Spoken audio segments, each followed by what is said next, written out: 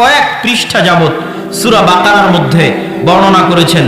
আল্লাহ সুবহানাহু ওয়া তাআলা শুরু করেছেন সূরা বাকারার 243 নম্বর আয়াতে, আর গিয়ে শেষ করেছেন প্রায় বলা চলে 252-53 নম্বর আয়াতে গিয়ে আল্লাহ সুবহানাহু ওয়া তাআলা শেষ করেছেন পুরো 2 পৃষ্ঠা।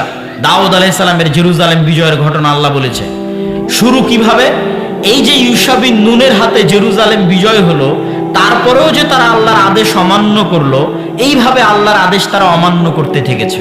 তখন আল্লাহ তাদের উপর আযাব দিয়েছে। আযাবে তারা জেরুজালেম থেকে বিতাড়িত হয়ে গেছে।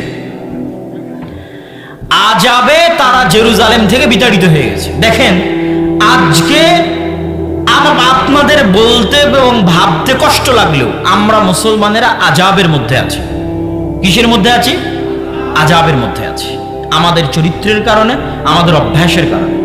মসজিদে আকসা আমাদের হাতে নাই, বাহ্যিক কারণ যেটাই হোক, অভ্যন্তরীণ কারণ হচ্ছে আমাদের আমল, উম্মতে মুহাম্মাদির আমল। বিমা কাসাবাত আইদিনা, আমাদের আমলে আমরা মসজিদে আকসা হারিয়েছি।